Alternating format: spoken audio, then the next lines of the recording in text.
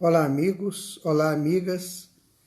Estamos iniciando a nossa maratona espiritual de hoje, rogando aos mentores amigos, rogando a Jesus que nos proteja, que nos ampare, para que o nosso estudo possa ser proveitoso, para que eu possa ser útil, para que todos nós possamos entrelaçar nossos pensamentos, a fim de que esse trabalho possa criar um campo bem interessante, porque tudo aquilo que fazemos, todo o tempo que utilizamos, gera um campo. E esse campo fica flutuando nas nuvens, como dizem hoje a moderna tecnologia e informática, e quando é necessário ele é capturado. Então vamos pedir ao Senhor Jesus que esse nosso encontro de hoje possa criar toda uma estrutura positiva para todos aqueles que, porventura, necessitarem dele, inclusive e a partir de cada um de nós. Nós hoje, dando continuidade ao estudo da elevação do homem, vimos o lava-pés, vimos a oração do horto, vimos o afastamento do cálice, e hoje nós vamos falar sobre a prisão de Jesus. Aquele momento que aconteceu, um momento histórico, mas que ele é profundamente representativo dentro de cada um de nós. A prisão de Jesus foi uma das maiores atrocidades, maiores erros jurídicos que aconteceu nessa humanidade. Prender um homem justo, prender um espírito da estrutura de Jesus. E por bilhões de anos comanda este planeta, oferecendo a cada um de seus moradores toda uma estrutura para os seus crescimentos. Então, prender essa pessoa, como fizeram, é de fato muito complicado e nós temos que analisar tudo isso. Sabemos que tudo que Jesus fez, tudo que Jesus falou, tem uma representatividade psicológica em nós. Eu vou reafirmar, as nossas análises aqui são análises psicológicas e cada um faz a sua, entendeu? Então, eu não estou falando tudo, a minha palavra aqui é uma palavra de uma proposta de um entendimento, mas é uma proposta psicológica. Então, tem as outras propostas também, tem aquela proposta de linear, tem a proposta quântica, tem a proposta histórica, geográfica, e a proposta cósmica, né? Então, são várias maneiras de se analisar.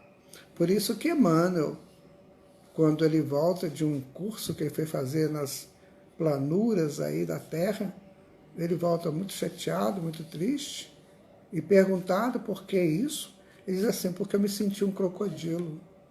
Ou seja, perante os grandes intérpretes da espiritualidade superior, né, aquela próxima de Jesus, Emmanuel se sentiu um crocodilo, ou seja, um réptil.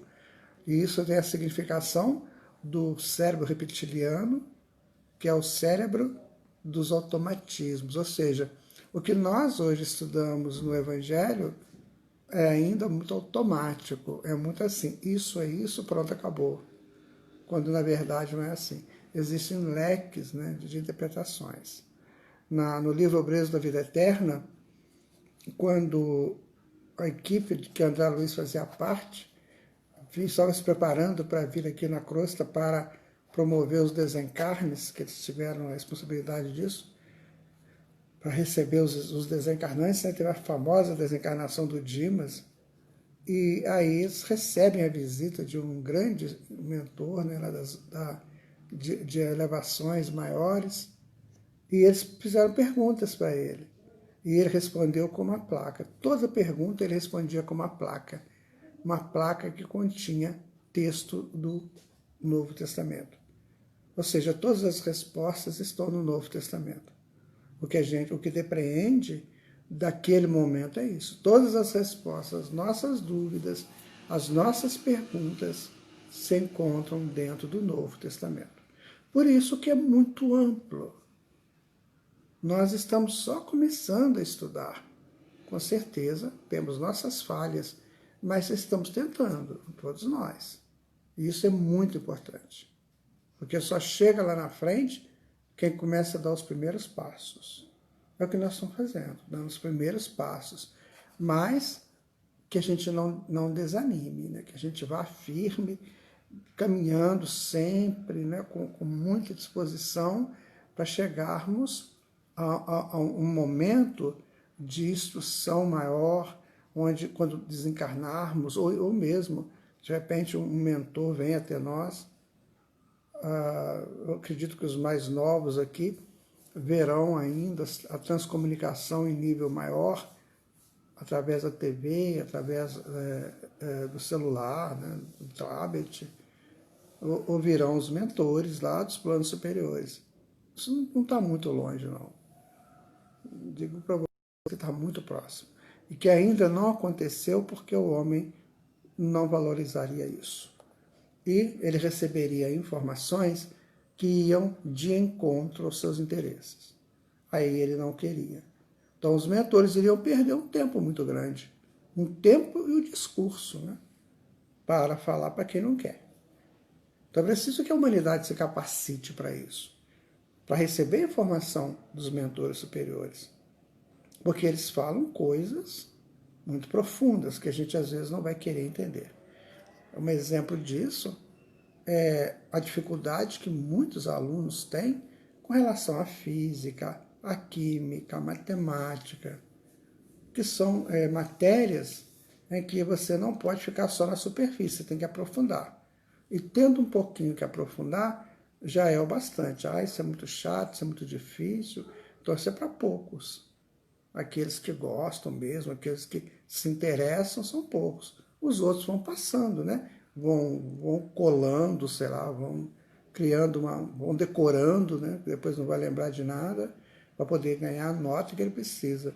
Mas aprofundar mesmo, sair de lá sábio. Eu tenho um filho, o Fábio, e quando ele estudava no colegial, né? Parece que até a universidade, eu não me lembro, a faculdade que ele fez, mas eu não me lembro.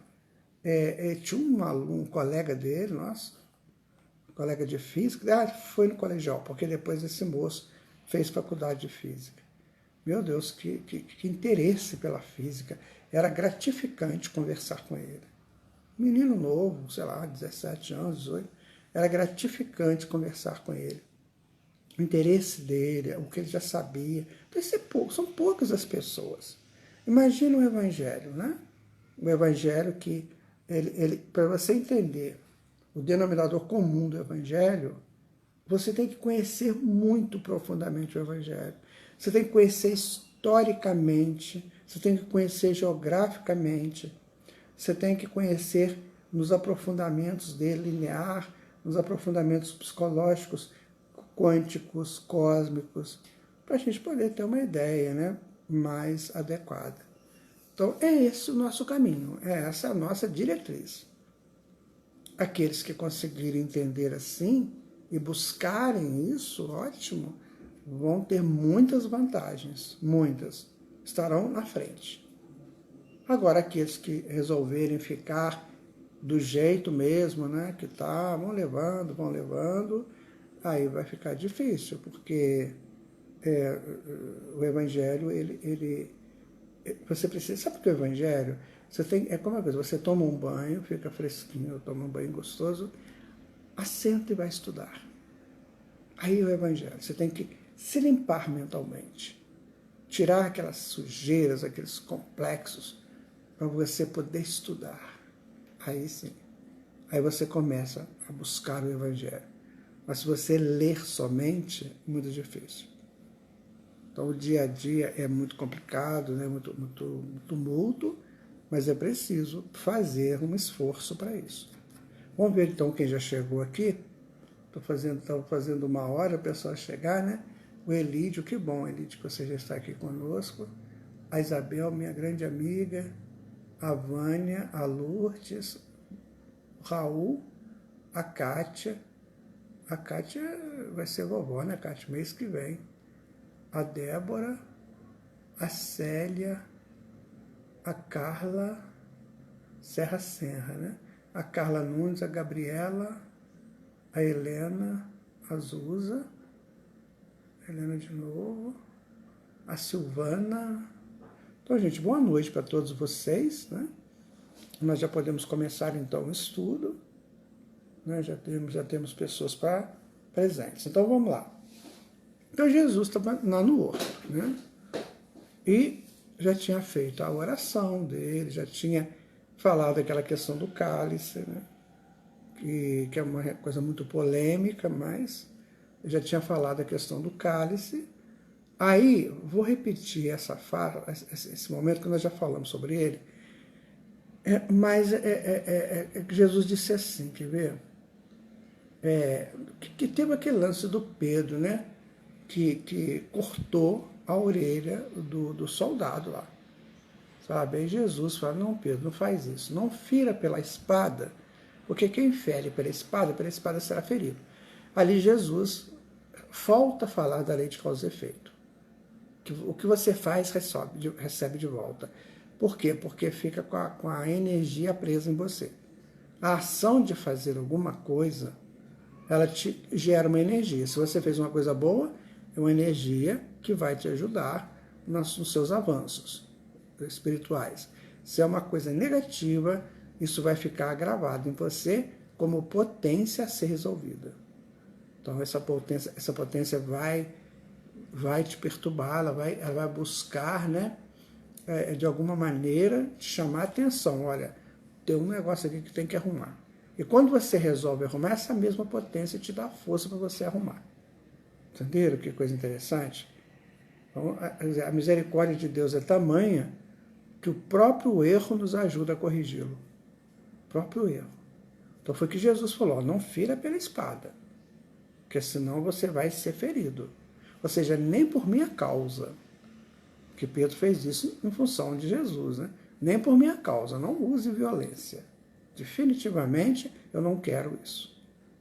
Se eu quisesse, eu pediria ao meu pai, ele enviaria aqui uma legião de anjos e me tiraria daqui. Mas é da vontade dele que seja assim. Bom, isso aí é o texto. Agora vamos fazer uma análise psicológica disso. Que, como estava dizendo para vocês, a gente parte do Cristo interno, né? Representado por Jesus, o Cristo externo. Então, o Cristo interno, ele não admite violência. Não admite. Se nós formos violentos, o Cristo interno não vai concordar conosco. Ele vai nos chamar a atenção. Ou seja, não é pela violência que nós vamos ganhar as coisas, que nós vamos resolver as situações. Aquele que ainda tem isso muito dentro dele, de violência, tome cuidado, porque essa passagem ela é decisiva nas nossas questões de violência. E muitas vezes nós somos violentos numa palavra, numa resposta, numa ação. Né? A gente age violentamente. E essa violência ela tem gradações. Existe a violência de um olhar meio estranho, de uma cara meio estranha. Existe a violência de uma palavra, de uma ação. Então é preciso que a gente entenda que o Cristo interno, esse que vai nascer, que vai crescer dentro de nós, ele não aceita violência. Então, se nós tivermos algum quesito de violência, nós temos que tomar essa violência. Porque senão o Cristo não vai concordar. Ele vai consertar o nosso erro, mas não vai aceitar como elemento de projeção. Entendeu? Então, vejam que coisa séria que é isso. E aí Jesus vai lá e cola a orelha do indivíduo. O que Jesus fez? Jesus utilizou dos recursos dele. Ele fez um implante, né? Só que ele utilizou dos recursos dele. Gente, recursos de Jesus, a gente não tem nem como pensar nisso, não vamos nem analisar isso. Nós não sabemos, não. Só sabemos que ele colou a orelha do indivíduo e que hoje tem os implantes, né? Dá para implantar alguma coisa aí. Mas o que Jesus mostra naquele momento? Ele mostra assim, o seu Cristo interno tem recursos para tudo. basta que você deixe que ele cresça. Porque na hora que ele crescer, ele vai resolver todas as situações nas quais você se envolver. Entenderam isso? Como é que é sério isso? O Cristo interno ele tem recursos que nós não sabemos. Nós não temos noção dos recursos do Cristo interno. Impressionante como é que às vezes você faz coisas assim, você fala, nossa, como é que eu fiz isso? Onde que eu tirei isso? Não é? Pode ser a potência do Cristo interno. Então o Cristo interno é uma potência. Mas eu fico ali, prendendo ele. Não deixo ele expandir, porque o ego é que tem que falar. O ego é que tem que se expressar. Hoje eu li uma notícia, eu nunca vi um ego tão inflado quanto este. Uma pessoa que se acha o máximo. Então deu uma entrevista assim, dolorosa. Muito bem, aí Jesus vai dizer os principais dos sacerdotes, que tinham o pessoal lá do sacerdócio, né? E capitães do templo, porque o pessoal que prendeu Jesus era esse pessoal do templo, com certeza amparados, protegidos pelos romanos, né? Então Jesus disse aos sacerdotes e capitães do templo e anciões que tinham ido contra eles. Foi uma galera lá, né? Então vamos lá, vamos analisar. Eram principais dos sacerdotes, eram sacerdotes, capitães e anciões. Ou seja, quem prende Jesus, quem prende o Cristo é a nossa falsa ideia religiosa. É aquela falsificação que nós achamos que temos, né? A gente acha que está falando em nome da religião. Então ali é o falso, né? Os capitães são pessoas que se colocam como cuidadoras de alguma coisa. Então, é a minha salvaguarda, é o ego inferior.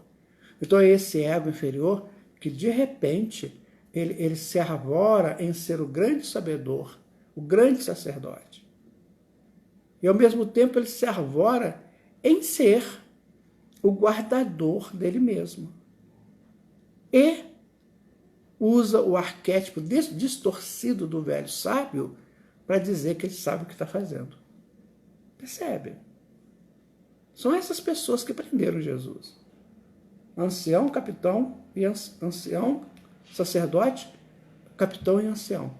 Ou seja, é quando o ego inferior fala assim, não, eu conheço isso, eu já estou bem, não preciso de mais nada que não, eu já tenho as minhas representações religiosas, eu vou lá no templo tantas vezes por semana, eu já faço, aconteço, já cumpro as minhas obrigações perante Deus e ele tem que me ajudar.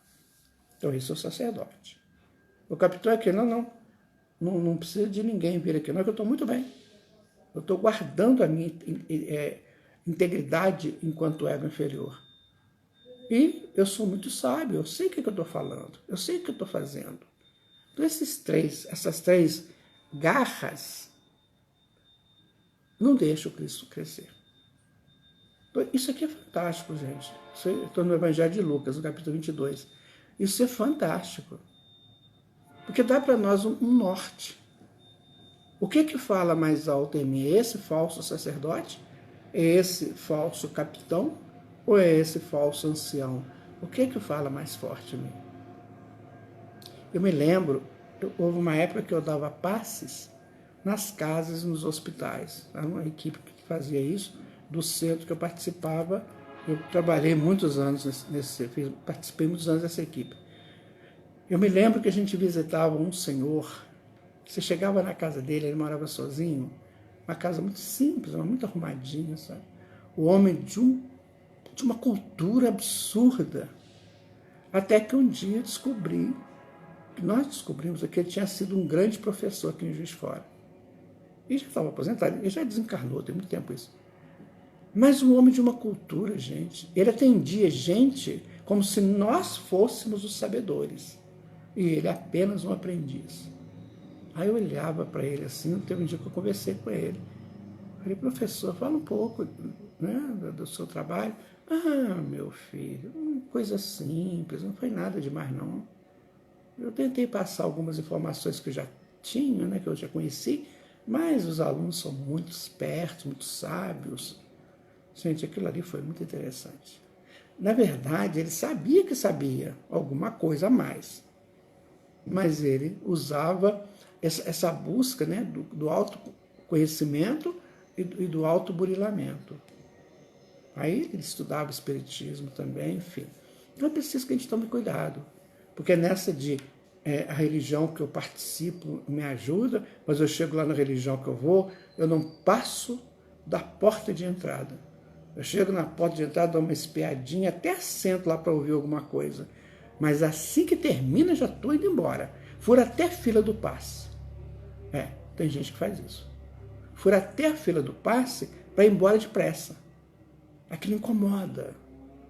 Ele acha que a presença dele ali está sendo fotografada pela mente divina de Deus e que está cumprindo as obrigações. Não tem nada disso, gente.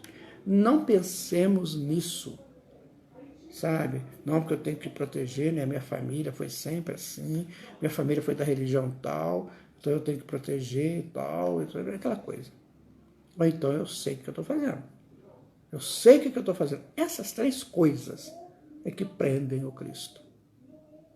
Então, no texto de Lucas está aqui, capítulo 22, versículo 52. E disse Jesus aos principais dos sacerdotes e capitães do templo e anciões que tinham ido contra ele para prendê-lo. Aí Jesus fala com eles assim: saístes como a um salteador com espadas e varapaus? Ou seja, vocês ainda usam isso? Apesar de estar sendo completamente estranha a presença de vocês, vocês ainda usam isso? Quer dizer, vocês aplicam a violência contra o Cristo interno? Essa pergunta é interessante. Você ainda usa isso? Né? Então Jesus foi aproveitando todo o desenrolar dos acontecimentos para ir dando lição para a gente. Então, se nós queremos realmente a nossa elevação, cuidemos dessas coisas. Dessa falsa religião que a gente às vezes acha que é um grande religioso, né? Cuidemos dessa questão de sermos guardadores, né, das nossas ideias, guardadores ferrenhos das nossas ideias, que não aceitam uma coisa nova, e aquele sabedor. Uma vez nós fomos fazer um trabalho no Centro Espírita, não era aqui em Juiz de Fora, eu nem lembro onde era. E aí chegou uma hora lá que apareceu uma senhora, eu acho que ela era assim, muito importante lá no centro. Aí ela foi chegando assim, gente, ela entrou com uma pose de como se ela fosse assim, digamos, um espírito extremamente evoluído. E entra com aquele olhar assim, fiscalizando, para ver se está tudo no certo, tudo no seu lugar. Mas ela, na verdade, era obsidiada. Ela estava com a mente toda dominada por um obsessor que fazia com que ela achasse que fosse religiosa, guardadora e conhecedora. Quando nós olhamos aquela pessoa, a gente pega pela frequência, né? Quando eu peguei a frequência, falei, gente, ela se ilude tanto, mas tanto, e não ela se iludir com tanta força, ela ilude também as pessoas. É preciso a gente se guardar, sabe? Tomar cuidado. Aí que entra o capitão, para proteger o Cristo interno. Aí que entra o religioso certo, né? Para ele proteger o Cristo interno. E aí que entra o conhecedor, o sábio, para proteger o Cristo interno. Vira a diferença? Né? Um é para manter o ego e o outro para proteger realmente o Cristo. Nós temos que dar conta desse Cristo. Né? Aí Jesus vai dizer assim, tenho estado todos os dias convosco no templo. Onde que é o templo? No coração. Então o Cristo mora no nosso coração, no nosso sagrado, né? No templo do coração. Então ele fala assim para a gente, nossa, eu estou aqui o tempo todo com você, dentro do seu santuário, né? E não entendeste, e não estendestes as mãos contra mim, mas esta é a vossa hora de aceitar o poder das trevas? Ou seja, chegou aquela hora, dado o testemunho, a gente, ao invés de dar as mãos ao Cristo, né, de estender a mão para o Cristo, a gente faz o contrário. Está ficando claro, minha gente, esse estudo? Porque o que mais importa é o nosso Cristo interno. Isso é que importa. Porque na hora que nós entendemos esse Cristo interno e começarmos a fazer de tudo para ele crescer, eu não preciso estabelecer critérios para ele. Ele tem os critérios dele.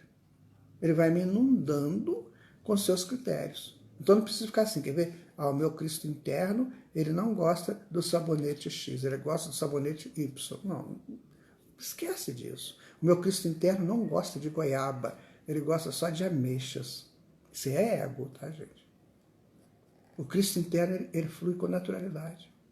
Ele vai se estabelecendo e você vai se adaptando. E você vai modificando.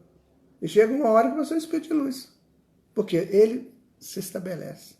Porque ele já traz nele o DNA com o qual Deus criou cada um de nós. Vamos imaginar que é um DNA espiritual. Então ele já traz dentro dele a essência de criatura de Deus. Quando Deus nos cria. Ou nos criou. Então ele vai abrir. Ele vai expandir. Que na verdade é a expansão do Senhor Deus em nós. Então você fala assim, nossa, eu antigamente adorava isso aqui, agora já não gosto mais, não faz mais sentido para mim. Por quê? Ele está expandindo. Aí quando a gente entra nesse campo, ele te orienta o que você tem que fazer. As coisas chegam, né? As coisas chegam assim para nós, sabe? Quando você começa a fazer isso, a vida te encaminha aquilo que você tem que fazer. Então você está fazendo um trabalho, claro, de repente surge uma outra coisa, né? Aí você vai fazer, então a vida vai te ajudando, porque sozinho a gente não dá conta, né? A vida vai te ajudando, vai te colocando no caminho do meio, como os hindus chamam de Dharma, a árvore da vida. Lembra do Adão e Eva? Começa a comer o fruto da árvore da vida. Essa é a função do Cristo. Até que chega uma hora que nós nos identificamos tanto com eles que nos tornamos Cristos, como Jesus se tornou. Ficou claro isso? Isso é muito lindo, né, gente? Isso é muito gratificante de estudar. E aí, essa questão da prisão de Jesus é o contrário que a humanidade fez com Cristo. Ela prendeu o Cristo. Não, você não vai fazer nada aqui. Não aceito que você faça isso. Tá? Então, aí acontece, né? Prenderam Jesus e o levaram e o puseram na casa do sumo sacerdote. E Pedro seguia-o de longe. O ego, ele prende o Cristo. E leva para o templo dele, ego, não é o templo do coração, é o templo dele, das estruturas dele. Certo? Aí ele prende ali. E fica querendo enganar. Não, mas eu também sou religioso, eu também sei o que eu faço com isso. Aí ele vai analisar, né? O ego vai analisar. Isso vai me perturbar a vida? Isso vai me tirar das coisas que eu gosto de fazer? Isso vai me tirar, vai me colocar como um beato? Não quero isso não. Não tem gente que não é assim? Não sei, eu conheço casos, mas olha, 44 anos trabalhando na doutrina espírita direto, e trabalhando intensamente, eu vi cada caso absurdo acontecer. Pessoas que foram beneficiadas dentro do espiritismo, sabe? E que não podiam deixar o espiritismo porque eram frágeis, muito inseguras. Mas assim que teve aquele primeiro benefício, que deu aquela respirada, que eu fui conversar com ele a respeito, né, da continuidade, ele era poderoso, né, ele estava sentado numa cadeira dessas giratórias, né, grande, bonito. Aí ele deitou na cadeira assim, botou a mão, deu um sorriso sarcástico, deu uma giradinha na cadeira e falou comigo assim, não, o que eu queria já foi, eu não vou me meter com isso não, não vou me intrometer nisso não, eu não vou me fazer isso não. Eu falei com ele assim, mas isso é sério, isso pode te perturbar na frente. Não quero não. Gente, não demorou nem uns 2 meses, ele foi deposto, né, do cargo dele. Outro dia não, pouco tempo, eu entrei num ônibus aqui urbano, e aí sentei do lado de um senhor muito estranho, muito idoso, mas eu também sou idoso, então tem que sentar perto dos idosos. Aí eu olhei assim e me cumprimentou. Aí eu fiquei assim, fiquei olhando para ele, você me conhece? Eu falei assim, rapaz, eu sou fulano. Eu não acreditei. Eu falei, o que você está fazendo? Não estou fazendo nada. Estou aí com muitas dores, muitos problemas. O que o ego fez com ele, gente? O ego abafou a possibilidade dele. Ele estava com um problema, foi ajudado assim divinamente e abafou. Preciso tomar cuidado. Essa coisa aqui que o Lucas coloca, né? Pedro seguia-o de longe. É a fé, né, Pedro? É a fé. Como é que fica a nossa fé nessa hora? Fica pequenininha, distante, né? Ah, pois é, não sei se eu estou certo, se eu estou errado. É a fé pequenininha, né? Quando Jesus fala da parábola do semeador, você observa o seguinte, que é muito interessante esse detalhe da parábola do semeador. Só 25% das sementes que caíram em terreno fértil. Os outros 75% caíram em terreno que não dava nada. Um era pedregoso, outro era espinheiro e outro era terra árida. Nosso coração é isso. É pedra, é espinho, é árido. Entendeu? Por isso que nós não conseguimos apreender essa mensagem pura do Evangelho. Porque nós somos ainda assim. Tem detalhe, gente, o Evangelho de Jesus é maravilhoso. Na hora que eu sentei aqui para começar já o trabalho, eu pensei assim, quem dera que eu soubesse mais disso, que eu aprendesse coisas, né? Mas tudo tem seu tempo, né? Tudo tem dedicação, tudo tem trabalho, né? Então, Pedro, né? Ficou de longe, a fé ficou de longe. Aí vem uma certa criada. Criada aqui, mulher, né? O que é a mulher? Mulher é a representação da mente. Já falei isso para vocês, né? Que no estudo bíblico, estudos profundos da Bíblia, a mulher significa mente. Então, uma certa criada, uma certa mente, que é a dele próprio, um certo processo mental dele, acende um fogo, ou seja, tenta dar uma iluminada, né? O que está acontecendo e tal. Aí passa os olhos na fé, tão pequenininho, e fala assim, ué, mas você também estava com ele. Né? Quer dizer, a mente, ela identifica a fé. Mas você tem fé, você já viveu isso aí tudo, por que você está fazendo isso? Claro que essa mulher não quer dizer que ela estava querendo entregar Pedro. Ela estava dizendo, olha, você estava com ele, eu vi você com ele. Ou seja, a mente dizendo para a fé, salve-o, salve-se. Aí a fé, pequenininho, fala assim, não, eu não conheço. Gente, isso aí é complicado. Quando a gente tem pouca fé, acontece isso. A gente não consegue dar ao Cristo aquela coisa, o Cristo interno, né? Aquela coisa que precisamos dar. A nossa fé é mínima. Né? Aí depois vem um outro, né? Aí vem a razão, porque o outro é a razão. O homem, nesse caso, é o que raciocina, racional, né? Não é que seja melhor nem nada, é o racional. Então veio outro e diz, tu és também um deles. Ou seja, a razão fala assim, não, mas eu estava com ele. Né? A fé deu uma uma fraquejada, depois aí vem, né, a razão e fala assim, não, mas você estava com ele. Aí a fé pequenininha diz assim, não, eu não sou essa pessoa que você está pensando. Então a fé foi testada 3 vezes e caiu as 3 vezes. 3 vezes. Que fé que é essa, né, gente? Né? Bom, e passada quase uma hora, outro afirmou, né? Também este verdadeiramente estava com ele, pois também é galileu. Ou seja, também veio lá da área da Galileia. A Galileia, no sentido psicológico, representa campo verdejante, o campo bom do coração. Né? Aí Pedro disse assim, não sei o que dizes. E logo, estando ele ainda a falar, cantou o galo. Porque Jesus falou que antes do galo cantar 3 vezes. Foi um ciclo, né, de 3 negações. Ou seja, a fé negou Cristo interno 3 vezes. A gente faz isso, nós fazemos isso.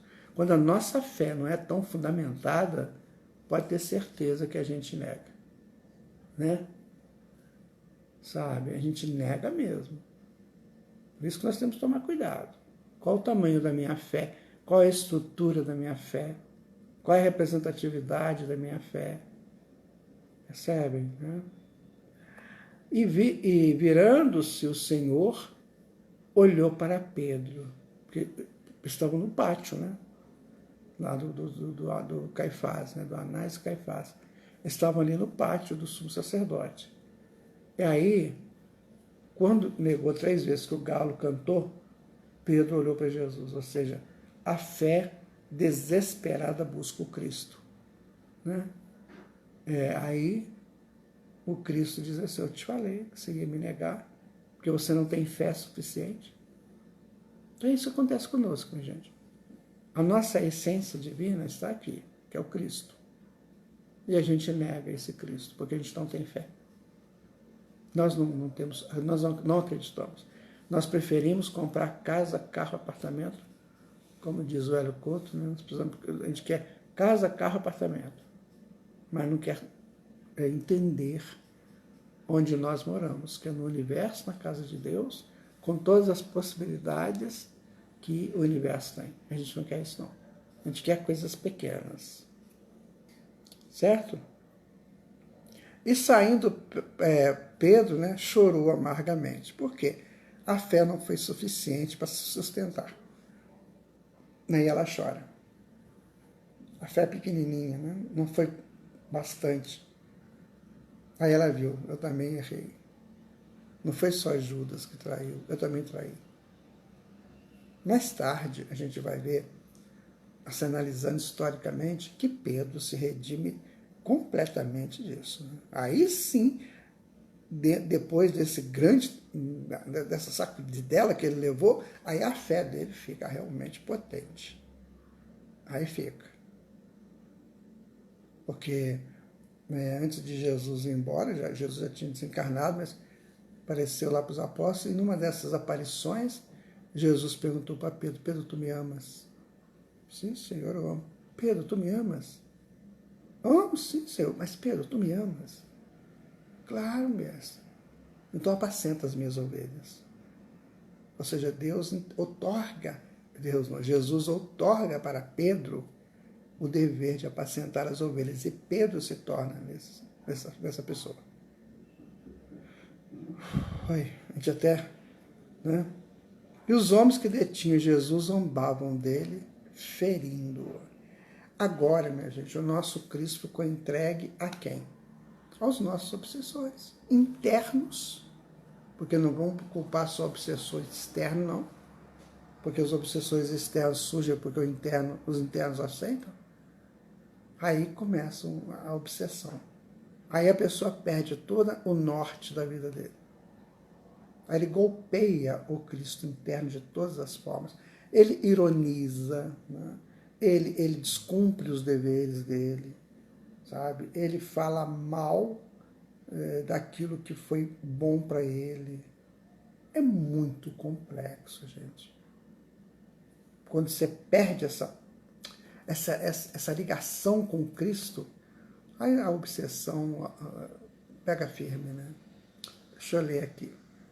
O Elídio, depois, quando Jesus aparece para eles, encontra Pedro e faz 3 vezes a mesma pergunta. É o que eu acabei de falar, né, Elídio? Isso. Isso aí mesmo, muito lindo, né? Foi lá no Mar da Galileia isso. A Lúcia perguntou aqui, olha, você acha que o ser humano tem capacidade de alcançar essa fé maior? Falo do homem de hoje. Sabe por quê, Lúcia? É porque é tudo proporcional. A fé do homem, ela é proporcional à evolução dele. Então, por exemplo, você tem o homem que já está bem evoluído e você tem um homem que está começando. Ambos têm fé potente. Então, esse aqui que está começando tem a fé do tamanho da evolução dele. E aqui do tamanho dele. Então, a vida, ela só vai exigir a fé dentro da proporção da nossa evolução. Então, se você é chamada a testemunhar a fé, porque você pode testemunhar, você já tem essa condição. Senão você não conseguiria. A vida não te pede isso. A fé, ela é pedida, né, dentro da possibilidade de cada um. Entendeu? Isabel, eu sempre tive muito medo da falta de humildade. Toda a minha vida, em todos os segmentos por onde passei, convivi, família, trabalho, escola, círculo social, com muitas pessoas nem um pouco humildes. Não nem um pouco humildes. Isabel, a humildade é uma conquista, né? Entendo hoje que era a dificuldade dessas pessoas com ego inferior. Exatamente. A humildade, gente, é muito difícil, assim como a caridade. Porque a gente vai modificar aquilo que nos trouxe até aqui. Que foi a possibilidade do ego, né, do eu, a afirmação do eu e a aglutinação em torno do eu. Isso é orgulho e egoísmo. Agora, quando você vai para a humildade, a caridade, você vai fazer o contrário. Você vai se expor, você vai abrir, você vai ter plena confiança em você. Chega uma hora na mediunidade, por exemplo, quando a gente começa a estudar mediunidade, a gente começa a ser médium, a ver as coisas, você quer antecipar a tua evidência para quando acontecer você falar assim, não viu? Falar para a pessoa, viu? Não falei para vocês? Isso é muito comum, né? A pessoa ficar nesse negócio. Depois, quando você convive com a mediunidade muito tempo, você não tem nada que confirmar com ninguém. Você confirma com você. Então, você tem uma intuição, por exemplo, aí você guarda aquela intuição. Quando acontece, você fala assim, nossa, eu estou vendo, então eu vou me cuidar. Então, isso é muito interessante. É quando você trabalha a tua evolução conscientemente. Então não precisa estar ficando dizendo, né? Porque vai acontecer isso, vai acontecer aquilo, a não ser que seja uma premonição que tem que ser dita. Mas no dia a dia não precisa ficar falando para depois, quando acontecer, não falei para você? Não, a gente fica assim. Aconteceu, você fala, poxa vida, então eu entendi. Mediunidade, ela é individual, ela é intransferível, ela é de cada um. Então aí você começa a crescer. Gente, deixar o ego, né? Para trás, né, é muito complicado. Deixar o ego nos guiar, né? Deixar que ele seja o nosso Senhor, né? É muito sério. Pois nós temos um Senhor, que é Jesus, certo? Nós temos um Senhor, um mestre, um amigo, um Senhor, né? E para que nós vamos seguir outra coisa? Porque se Deus não tivesse dado um Cristo planetário, às vezes, eu gosto muito de ler alguma coisa esotérica. Mas tem um negócio aí que tem uns certos espíritos que falam que estão aqui para ajudar a humanidade, não sei o quê, e ficam falando umas coisas. Eu fico pensando, em momento nenhum, esses espíritos falam em Jesus, falam neles. Nós estamos aqui protegendo vocês, a humanidade e tal. Tudo bem que proteja, a gente está precisando de proteção mesmo. Mas peraí, tem um supervisor, tem um diretor. Então a pessoa podia falar, nesses espíritos podia falar assim, nós estamos em trabalho junto ao mestre Mestre Jesus ao Cristo planetário, não, eles não falam isso. Olha que eu já li muitas comunicações. Eles só colocam eles. Nós estamos fazendo isso, nós estamos percebendo que vocês estão sofrendo, nós, assim, não, nós não. Fala que é Jesus. Então, sabe, depois que a gente lê o livro A Caminho da Luz, tudo muda. Porque tudo tem lógica, tudo tem sentido. Porque dá a impressão que eu posso entrar na casa, no planeta desse aí, e fazer o que eu quiser fazer. Esse vem para o bem, mas e os que vêm para o mal? Não é assim? As naves também trazem pessoas para o mal. E aí, como é que fica? Sabe, tu precisa ter bom senso. Nós temos um protetor, que é Jesus. A ele foi dado o trabalho, a missão de construir o mundo. Eu acho legal quando Emmanuel fala no Caminho da Luz, né? E ele venceu as tormentas do fogo, venceu as tormentas das revoluções atmosféricas, venceu todas as dificuldades e construiu o mundo. Isso é Emmanuel falando, gente, peraí. Então, para eu chegar num planeta desse, eu posso ter as melhores intenções. Para vocês terem uma ideia, Emmanuel fala que as grandes comunidades que dirigem o sistema solar se reuniram perto da Terra por 3 vezes só. Uma na construção da Terra, para definir os parâmetros, né? A segunda preparando a vinda de Jesus. E agora, no final do século passado, para estabelecer um novo ciclo da Terra. Essas potências, imagina, deve ter lá o Cristo de Marte, de Júpiter, o Cristo de Saturno, né, até o Cristo solar. E fizeram esse cuidado, esse carinho, essa tensão, essa hierarquia. Aí, segundo consta, Jesus pediu mais um tempo para a humanidade, né? Que a humanidade estava muito sofrida, que aí que deu a famosa data limite, né? 2019 e tal, não sei o quê. Porque Jesus intercedeu junto à humanidade. Você tem um diretor, você tem um mestre. Como é que vão chegando as pessoas aqui falando que nós vamos fazer isso? Eu sempre questionei, sabe, essa história. Sempre quis que alguém me explicasse isso. Mas não me explicaram. Então ficam pessoas querendo dar opinião. Ora, eu vou duvidar disso. Porque se ele chega em nome de Jesus, olha, nós somos aqui orientados, né, pelo Mestre Senhor Jesus, o Cristo planetário, que autorizou. Eles podem não estar submetidos à direção de Jesus, mas eles têm que entender que Jesus é o governador do planeta. É isso que nós temos que entender também.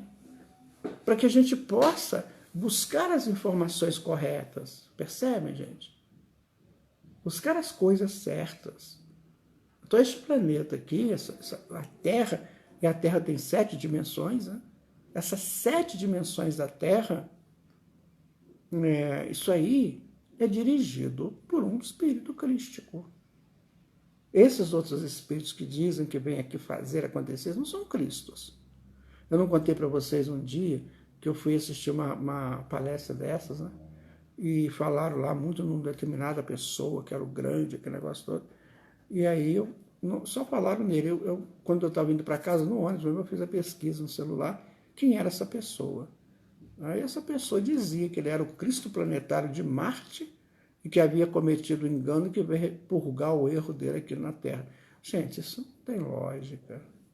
E isso governa um segmento esotérico, um segmento de estudos. Está vendo? Essas coisas tem que começar a pesquisar, a botar, né? Como o João fala, leia tudo, ouça tudo, mas seleciona o que for melhor. Então você tem uma lógica, então você vai dentro da lógica. Na hora que a gente entende que o universo ele é solidário e que ele tem hierarquias, né? Então a gente começa a ter esses cuidados para ouvir, para discernir sobre isso. Podem ser espíritos maravilhosos, mas custava eles dizerem assim, né? que estão aqui trabalhando para o Senhor Jesus? Será? Eu li estudei uma literatura de uma pessoa que é muito bom você ler o que ele escreve, muito bom, sabe? Ele fala, assim, ele vai contando o que aconteceu, né, na trajetória humana, dentro da filosofia, dentro da teologia, dentro da ciência. Então ele vai mostrando que tem uma direção, mas ele não fala o nome de Jesus. Não fala. Eu não sei por que essas pessoas têm isso. Não gostam de falar esse nome. Sabe? Eu fico pensando por quê. Aí quando você pega a doutrina espírita, fala amplamente. Questão 625 estabelece para sempre essa estrutura crística do planeta. E não sei por que essas pessoas... Eu preciso que nós, que estamos estudando doutrina espírita, tenhamos esses cuidados. Do que a gente está buscando, qual... Porque se isso confunde, gente. Aí a fé fica pequenininha, que nem Pedro demonstrou ali. Fica pequeno porque você não tem ligação com Cristo. Entendeu? Você não tem ligação com Cristo. Como é que você vai acreditar? Sua fé vai ficando pequenininha, pequenininha. Aí você pode negar esse Cristo. Eu vejo tanta gente boa, tanta gente inteligente, sabe? Aí eu converso com essas pessoas e eles não falam em momento nenhum no Cristo, momento nenhum. Eu fico pensando, mas por que, né, que não falam? O exemplo é o centurião que solicita ao mestre que cure seu servo. Exatamente. O centurião era aquele homem que comandava no exército e se curva perante o Cristo. Esse é muito interessante.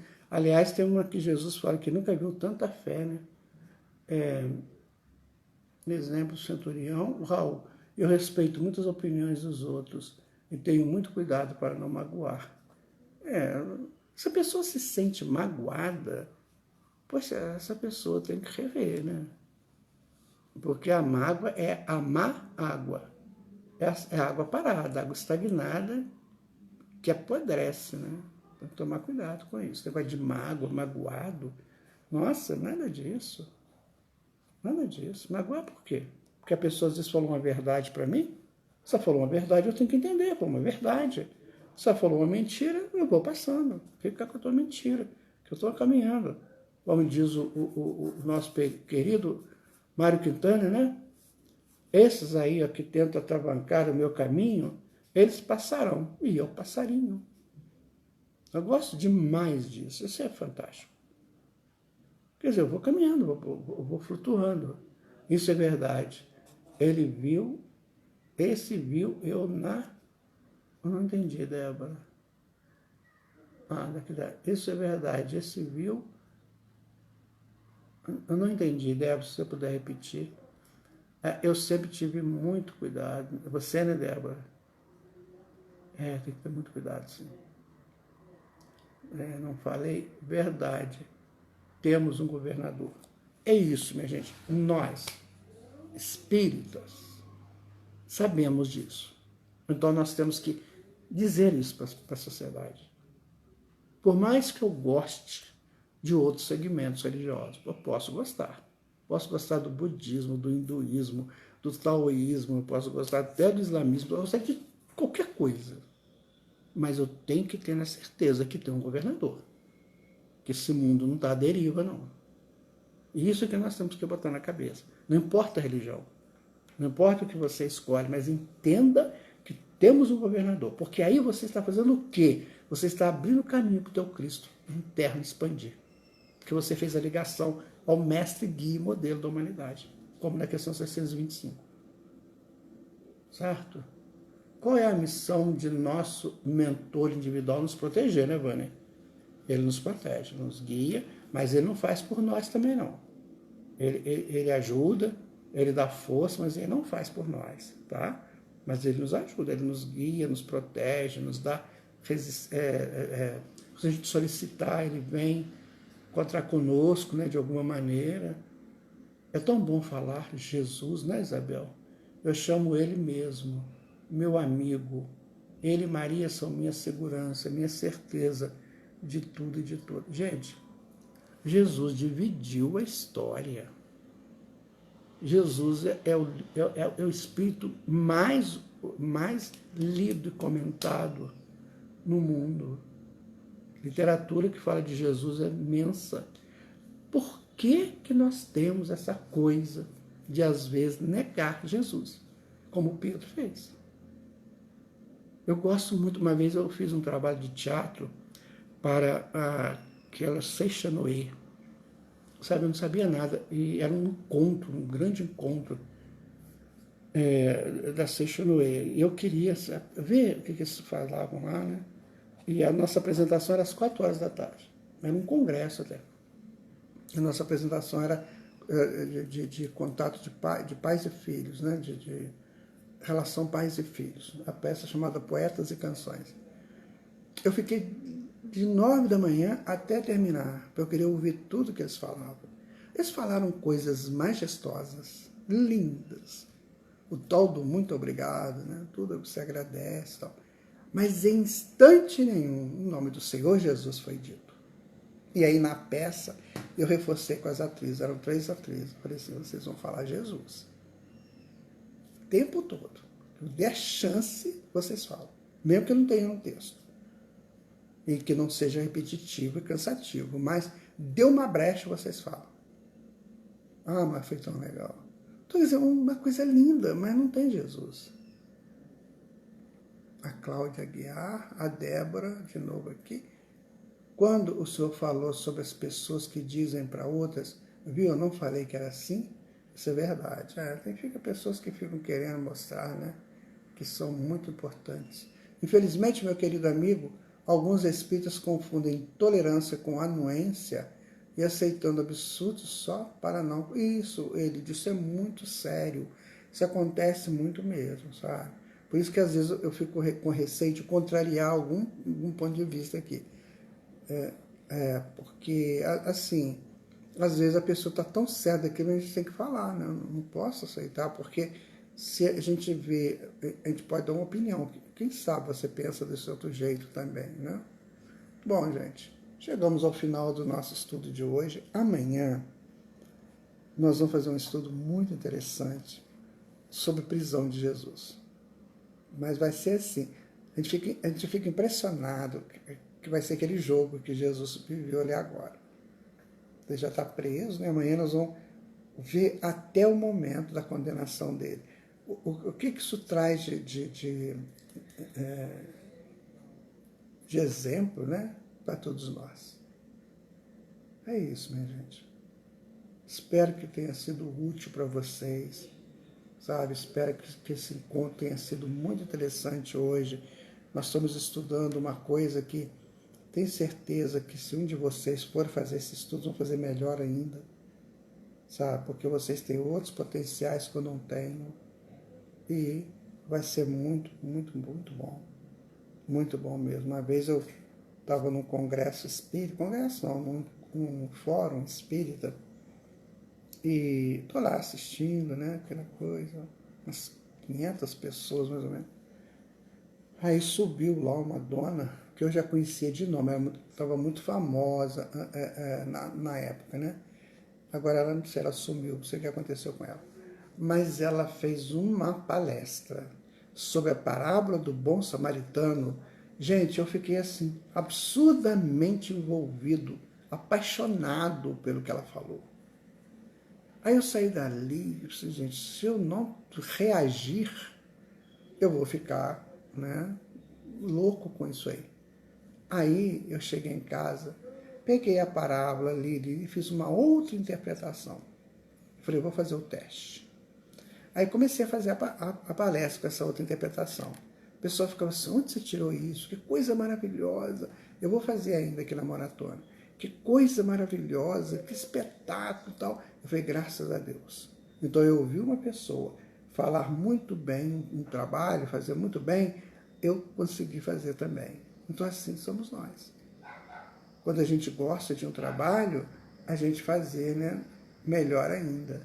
Deixa eu ver aqui, o pessoal está aí despedindo, né? A Lúcia está dizendo obrigado, gratidão. Eu já fui lá, dizem que temos que agradecer nossos pais sempre. Não é, Carla? Eles falam muito, muito obrigado, né?